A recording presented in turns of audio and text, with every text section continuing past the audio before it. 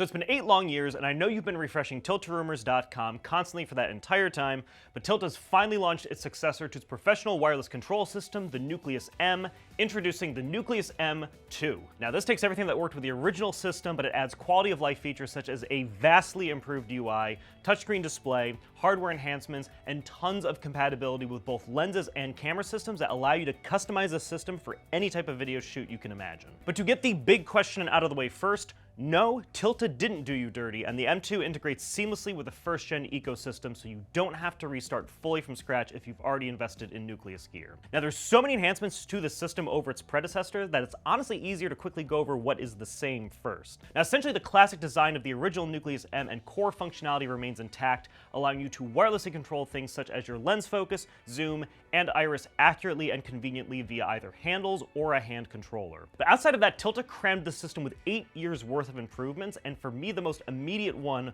was in the UI. The Fizz hand unit now features a large color 2.4-inch touchscreen display that can still be fully operated by physical buttons.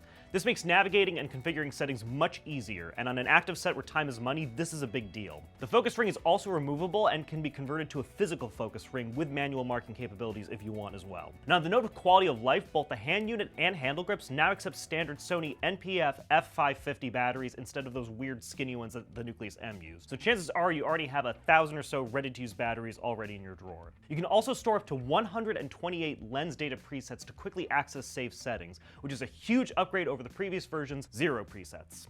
And finally, similar to Tilta's Nucleus Nano 2, you can also connect the Nucleus-M via USB-C to compatible cameras and control camera settings from the hand unit itself. Motors are also improved here too. The EXT ports are now stacked instead of next to each other to make daisy chaining less cluttered, and smaller antennas also help keep the footprint minimal. Handles also closely adhere to the design language of the previous version, with the addition of a USB-C port for connectivity and firmware updates, an updated zoom rocker, and a quick release to remove the entire zoom module. So we got a little practical hands-on time with the Nucleus-M II while shooting a short film to showcase the new Sennheiser MKH8018 microphone, which you should definitely check out over at our Pro Audio YouTube channel. Now, the Nucleus-M II ended up working extremely well with the very shallow anamorphic lenses we were shooting with. Tilta claims an updated algorithm and motor optimization provide a response time of 0.02 seconds, and in our experience, there was no perceivable input lag. But for me, the two words that best kind of summarize what this whole package offers are flexibility and customization. And by that, I mean the system will work however you really want it to if you're willing to tinker with it.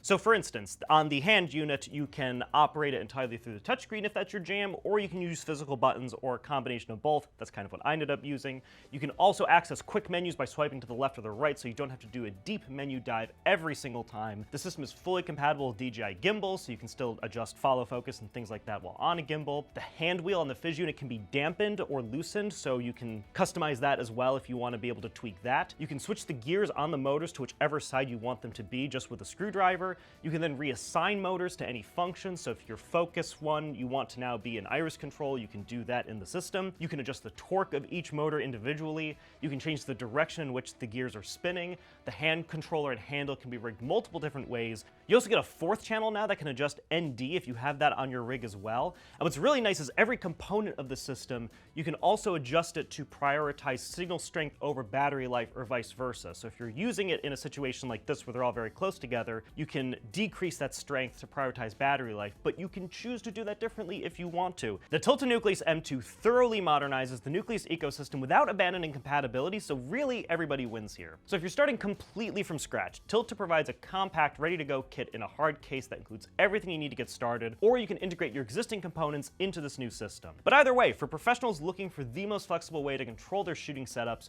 from lens focusing to camera settings to saving all of your lens settings, the Nucleus-M II here is definitely worth checking out. But what are your hot takes on the Nucleus-M II? This is the internet, so we know you have opinions, so let us know in the comments below. Seriously, we do read them. I'm Nick with B&H. Stay creative.